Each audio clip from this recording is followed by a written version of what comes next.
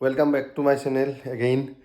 আৰু আজিও মোৰ ভিডিঅ'টো এই মানে বানপানীৰ পৰা আৰম্ভ কৰিছোঁ আৰু কালি যিখিনি আপোনালোকক ভিডিঅ' দেখালোঁ সেই দেখুওৱা মতে আচলতে ঘৰত বানপানী উঠা নাছিল উঠো হৈ আছিল কিন্তু আজিৰ পৰিৱেশটো হৈছে এইটো চাওক এই অৱস্থা গোটেই চেণ্ডেল ভাহি আছে আৰু মই এখন বিছনা এখন কিবাকৈ কৰি লৈছোঁ আৰু বাকী আৰু ইয়াতে এনেকৈ ৰাখি থৈ দিছোঁ এইবিলাক আৰু আল্লা চাল্লা এনেকৈ থৈ দিছোঁ আৰু কিছু বস্তু এই ওপৰত থৈ দিছোঁ আৰু তাতেও ওপৰত থৈ দিছোঁ আৰু সেইখিনি বস্তু সেনেকৈ আছে আৰু কি ক'ম আৰু এইবিলাক বস্তু এই ভিজিল আৰু এইবিলাক তল গেছি আৰু এইবিলাক চব বেয়া হৈ যাব আলমাৰিটো তল যাব বেয়া হৈ যাব আৰু এতকৈ যদি পানী বেছি উঠে তাৰমানে আমাৰ অৱস্থা নহ'ব এতকৈ দাঙিব পৰা অপশ্যন নাই ইয়াতে আজিৰ ভিডিঅ'টো মই এইখিনি আপোনালোকক দেখুৱাম যে আচলতে আজিৰ পৰিস্থিতি কি বৰভাগৰ বৰ্তমান পৰিস্থিতি কি সেইখিনি দেখুৱাম তো আপোনালোক ভিডিঅ'টোত লাগি থাকক আৰু দেখিছোঁ এই বাৰৰ অৱস্থা এইটো ফেলখানটো বাৰু কালিৰ ভিডিঅ'ত দেখাই পাইছে কেনেকৈ বনালোঁ কি কৰিলোঁ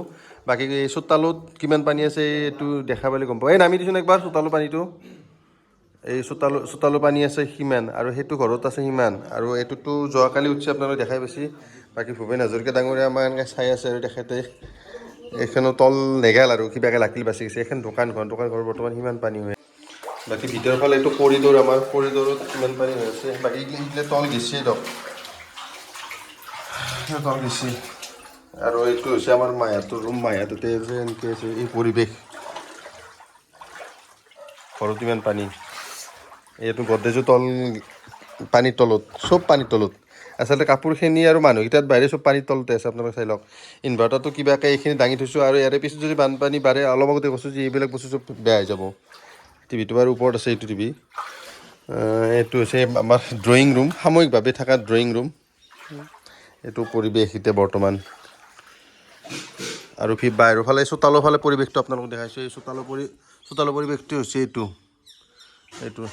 সেইটো খুৰাহঁতৰ ঘৰ সেইটো খুৰাহঁতৰ ঘৰ এইটো এনেকৈ আছে আৰু এইবিলাক জলকীয়াৰ গছ এনেকৈ ৰাখি থৈ দিছোঁ আৰু সেইটো আৰু এই কাপোৰ চাপোৰ এই এনেকৈ এই জীৱন এই বানপানীৰ জীৱন এইবিলাক চাই লওক কি হয় আচলতে বানপানী বিভীষিকাই আৰু 1 কেজি পানী বেছি হয় আপোনালোকে ভাবি লওক আচলতে কি কৰিব লাগিব ইমান বস্তু ক'ত থ'ম গতিকে এইটো পাকঘৰটো পানী উঠা নাই বাৰু বৰ্তমানো পাকঘৰটো পানী নুঠে কিজানি পানী যিহেতু কমা হৈছে আৰু অলপ আৰু এতিয়া বানপানীৰ দিনত খোৱা লোৱাটো আমাৰ কি হ'ব সেইটো নিশ্চয় আপোনালোকে ভাবিছে বানপানীৰ দিনত বৰ্তমান এতিয়া আমি ৰাতিপুৱা পন্তা ভাত খাম পন্তা ভাতটো আৰু আলু ভাজা সেই খাম কাৰণ এইখিনি সময়ত জলবাচনৰ সমস্যাটো বহুত বেছি চবতকৈ ডাঙৰ বস্তু পানীৰ সমস্যাটো বহুত ডাঙৰ সমস্যা গতিকে এই পাকঘৰ ঘৰখিনি এনেকৈ ঠিকে আছে বাৰু এতিয়া বৰ্তমান ঠিকে আছে পাকঘৰ ঘৰ গতিকে এতিয়া পন্তা ভাত খাওঁ আৰু আজিৰ দিনটোৰ কাৰণে সেই খাদ্য আৰু গধূলি চাহ খাম ৰাতি আৰু ভাত খাম বা ৰুটি খাম যি খাওঁ সেই দিন আমি এনেকৈ চলোঁ বানপানী অৱস্থা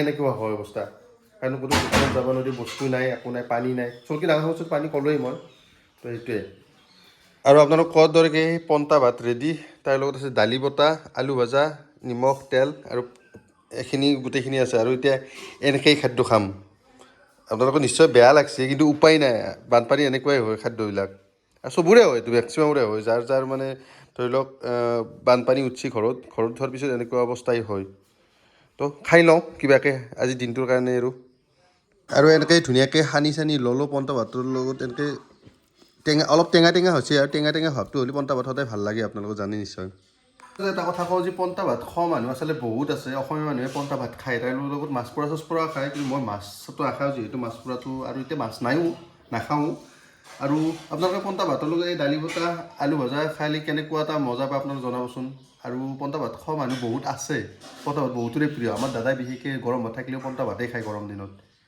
তো এনেকুৱা তথাপি খাই লওঁ এতিয়া এই আৰু জীৱন দেখাই আছোঁ পন্তা ভাত খালোঁ খাই পেলাই তামোল এখন মুখত ভৰাই লৈছোঁ আৰু পন্তা ভাত খাই তামোল খোৱাৰ পিছতো মজাটো অলপ বেলেগে গতিকে এনেকৈ চলি থাকিব আৰু আজিৰ দিনটো আৰু এতিয়া ৰুমত যাই পেলাই এই আৰু বিছনাখন উঠি পেলাই বাগাই দি থাকিম আৰু বেলেগ কামটো নাই লাগি থাকক ভিডিঅ'টোত আৰু চাই থাকক আচলতে কি হয় অৱস্থা বানপানীত তাৰে মাজতে আৰু এটা কথা কওঁ যে আপোনালোকৰ ঘৰত যদি পানী চানী উঠছে আপোনালোকে এই দৰ্জাটো খোলাৰ লগত বাহিৰত যোৱাৰ আগতে আপোনালোকে এনেকৈ ধুনীয়াকৈ ধৌ কৰি দিব, যাতে ধৰক সাপ বা বেং চেং ভিতৰত যাতে সোমাই নাহে সেইটো ব্যৱস্থা কৰি দিব। কাৰণ তৎক্ষণাত আপুনি দৰ্জাখন খুলি দিব, খুলি দিলে সাপ চাপ থাকি যাব পাৰে। সৰু ঘৰটো বাৰান্দাত এই অৱস্থা, পিছফালে সেইটো দোকান ঘৰ আৰু চুবৰ কাৰণে অলপ লৈ লৈছোঁ, কাৰণ বানপানীৰ দিনত যি পাওঁ তাকেই চুবাম। একো আপুনি শুকনো গু হ'লেও চুব লাগিব, এতিয়া শুকনো গু পাব নাই এই বানপানীৰ দিনত। এই পৰিৱেশ আমাৰ ঘৰৰ বৰ্তমান এনেকুৱাই পৰিৱেশ। চাওক বানপানী বিভীষিকা। বাৰীৰ বৰভাগৰ বাচ্চা আছে এইবিলাক, আমি বৰ্তমান এতিয়া ট্ৰেইনিং দিছোঁ। ঐ পানী খচবি পানী খচবি বদমাছ পানী খচি মই খচাম গতিকে চাওক এই ইমান পানী আছে, তাক সি বৰ্তমান পানী দেখা পায়, সি খালি পানীত ফুৰবে আহে মই ল'ম বদমাছ বদমাছ কি যা তোক কুটি কুটি দিম মই কুটি কুটি দিম মই তোক। গতিকে এইটো হৈছে বৰভাগৰ বাচ্চা আমি ট্ৰেইনিং দি আছোঁ। অনাগত ভৱিষ্যতত যিহেতু লাগবই আমাৰ এইখিনিত, গতিকে এইটো বাহিৰৰ দৃশ্য এইটো। তো সেইবিলাকে আজিৰ দিনটোৰ দৃশ্য। আৰু আছে বহুত কিবা কিবি আপোনালোকক দেখাই আছোঁ, কাৰণ বানপানীৰ সময়খিনিত মানুহে কেনেকৈ চলে আপোনালোকক গোটেইখিনি দেখাম যিহেতু, গতিকে ভিডিঅ'টোত লাগি থাকক। আৰু পানী অলপ ৰোৱা যেন হৈ আছে, কিন্তু পানী ৰৈছে যদিও আচলতে কি হ'ল, বৰষুণ আৰু আহিব এতিয়া। বৰষুণ আহিলে আৰু পানীটো আৰু বহুত বেছি বাঢ়ি যাব। আমাৰ ঘৰৰ পৰাই মই তাৰমানে এতিয়া বৰ্তমান খুৰাহঁতৰ তাক আহিছোঁ। খুৰাহঁতৰ তাত যিহেতু পানী চানী উঠা নাই, আৰু আমাৰ ৰুমত থাকি থাকি মোৰ বিৰক্তি লাগিছে। কালিৰ পৰা ৰুমটো সোমাই আছোঁ, এনেকৈ এখন বিচনাৰ ওপৰতে আছোঁ। বৰভাগখন আচলতে দমকলৰ প্লেট টাইপ, আৰু দমকলৰ প্লেটত যিটো নলাটো থাকে, সেই নলাটোৰ ওচৰখিনি অলপ চাপৰ হৈ থাকে, আৰু চাপৰখিনিত সদায় পানীটো জমা, ওপৰৰ পৰা আহি পানীটো সেইখিনিতে থাকে। গতিকে আমাৰো সেইখিনি ঠাই সেনেকুৱা হৈছে। ওপৰৰ পৰাই কলৰ প্লেটৰ যদি পানী আপুনি জমা কৰে, ওপৰৰ ফালে কমি আহি থাকিব, কিন্তু নলাটোৰ সন্মুখখিনি কিন্তু পানী বেছি হৈ থাকে। আৰু বৰভাগৰো এনেকুৱাই হৈ আছে। তো এনেকুৱাই অনাগত ভৱিষ্যত কি হয় নাজানো, কিন্তু আমি কিবা ব্যৱস্থা কৰিব লাগিব। এই চাওক হাঁহবিলাকে কেনেকৈ কেঁচু খাই আছে, চাওক কেঁচু খাবলৈ পাই সিহঁতৰ উৎপাত দেখিছে। সিহঁতৰ কাৰণে খাদ্য পূৰা পাই আছে। আৰু এইটো মুৰ্গীৰ ওপৰত উঠি আছে। ইয়াতে মানে থকা ঠাইটোত মানে বহুত পানীটো, গতিকে সিহঁতৰ ওপৰতে আছে গোটেই ৰাতিটো। এইটো আমাৰ বাট, এইটো ৰাস্তা, এইটো এই বৰ্তমান এই পৰিৱেশ।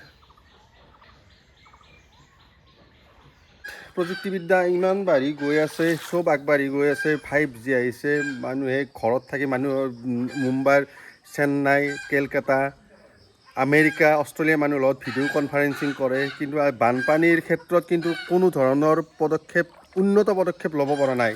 কিহৰ কাৰণে? আচলতে ইচ্ছা কৰা নাই। আৰু ইচ্ছা যদি কৰে ডেফিনেটলি এইটো কাম কৰিব পাৰিব। কাৰণ চাওক, আজি চীনৰ মই কথা যদি কওঁ, মই যিখিনি জানো, চীনত এতিয়া জনসংখ্যাই নিয়ন্ত্ৰণ কৰিছে। আমাৰ জনসংখ্যাটো ডাঙৰ সমস্যা আছে। জনসংখ্যাৰ কাৰণে ধৰক আমাৰ খালী ঠাইবিলাক নোহোৱা হৈছে। খালী ঠাইবিলাকত মানুহে ঘৰ চৰ বান্ধি গোটেইবিলাক খালী জেগা নোহোৱা কৰিছে, পথাৰ চথাৰ নোহোৱা হৈ গৈছে, দিনক দিনে কমি আহিছে। কিন্তু চীনত কি হৈছে, জনসংখ্যাই নিয়ন্ত্ৰণ কৰাৰ পিছত তেওঁলোকৰ যিবিলাক খালী ঠাই আছে, খালী ঠাইবিলাকত তেওঁলোকে খান্দি ডাঙৰ ডাঙৰ মানে নদী সদৃশ কৰি দিছে। আৰু নদীবিলাক যেতিয়া সিহঁতৰ বৰষুণ হয়, পানী বাঢ়ি যায়, সেই বাঢ়ি যোৱা পানীবিলাক সিহঁতৰ সেই খালবিলাকত পৰে বা নদীবিলাকত পৰে। তেওঁলোকে কৃত্ৰিমভাৱে তৈয়াৰ কৰা যিবিলাক নদী বা খাল, যাৰ কাৰণে পানীৰ প্ৰকোপটো সিহঁতৰ বহুত কম। আৰু এই ক্ষেত্ৰত আমাৰো ভাৰত চৰকাৰ বা অসম চৰকাৰে এইবিলাক পদক্ষেপ ল'ব লাগে। কাৰণ কিমান দিন এনেকৈ সদায় এনেকৈ চলি থাকিব? আমাৰ অসমখনৰ অৱস্থা বহুত দিনক দিনে বেয়া হৈ গৈ আছে। গতিকে চৰকাৰে চিন্তা কৰিব লাগে এইবিলাক।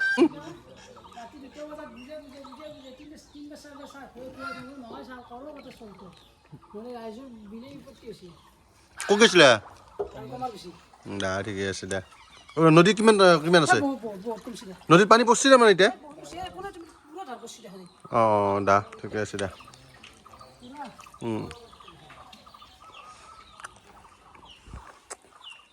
তো বৰ্তমান এই নাও চলি আছে, আপোনালোকে দেখাই পাইছে। ইয়াতে নাৱত বাহিৰে বেলেগ অপশ্যন নাই, কাৰণ ইয়াতে বহুত পানী এইবিলাকত। আৰু আগতে চবৰে নাও আছিল, কিন্তু মাজতে যিহেতু মই আগতেও কৈছোঁ যে মাজতে 12-14 বছৰ বানপানী নাছিল, তেতিয়া নাওবিলাক বিক্ৰী কৰি দিছে। আমাৰো নাও আছিল, কিন্তু আমি বিক্ৰী কৰি দিছোঁ। কিন্তু এতিয়া বৰ্তমান নাও কিনাৰ কাৰণে আৰু যোজা চলাব লাগিব, কাৰণ যিহেতু কণ্টিনিউৱাছলি বানপানী আহি আছে। তো বৰ্তমান চাওক এই পৰিৱেশ।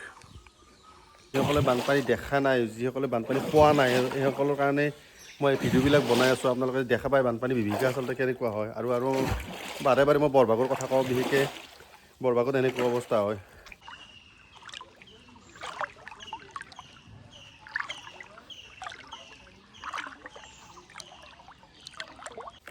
আৰু মই আপোনালোকক আৰু এটা মই ভিডিঅ'টোৰ জৰিয়তে আৰু এটা মই ৰিকুৱেষ্ট কৰিব খুজি আছোঁ আচলতে আপোনালোকে ফেচবুকত যে তৎক্ষণাত বেলেগৰ ভিডিঅ' এটা বা পোষ্টৰ পলত শ্বেয়াৰ কৰি দিয়ে বা কিছুমানে অলপ নৌটংকি কৰি থাকে যে অমুকত হেৰি মথাউৰি ছিঙিল তমুকত মথাউৰি ছিঙিল আচলতে উৰা বাতৰি কিছুমান এৰি দি থাকে আৰু যাৰ কাৰণে ধৰক মানে হাৰ্টৰ পেচেণ্ট থকা মানুহৰ কাৰণে বহুত বেয়া অৱস্থা এইটো আৰু আপোনালোকক মানে ৰিকুৱেষ্ট কৰিছোঁ যে উৰা বাতৰিবিলাক প্ৰচাৰ নকৰিব যদি তথ্য সহকাৰে আপোনালোকৰ হাতত কিবা নিউজ আছে বা খবৰ আছে সেইবিলাক দিয়ক মানুহে যাতে গম পায় মানুহে যাতে সষ্ট হ'ব পাৰে কিন্তু মিছা কথাবিলাক প্ৰচাৰ নকৰিব মানুহে বহুত প্ৰেছাৰত থাকে মানুহে বহুত টেনশ্যনত থাকে সেইটোৱে কথা আৰু বাকীবিলাককো মই মানে ৰিকুৱেষ্ট কৰিছোঁ যাতে আপোনালোকে সেই যিটো খবৰ পাব সেই অথেণ্টিকেশ্যন নোপোৱাকৈ আপোনালোকে যাতে সেই খবৰবিলাক শ্বেয়াৰ নকৰে শ্বেয়াৰ কৰিলে মানুহৰ বেলেগ আপোনাৰ পৰা আৰু বেলেগ হ'ব তাৰ পৰা আৰু কোনোবা পাব গতিকে সেইটোৱে তো এইখিনিয়ে কথা আজিৰ কাৰণে এইখিনি আৰু যোৱাকালিৰ আপোনালোকে ভ্লগটো চাব মই অলৰেডি কৈছোঁ Dinamani360 বুলি চাৰ্চ কৰি ইউটিউবত পাই যাব যোৱাকালিৰ ভিহিকাটো কেনেকুৱা আছিল তো চাব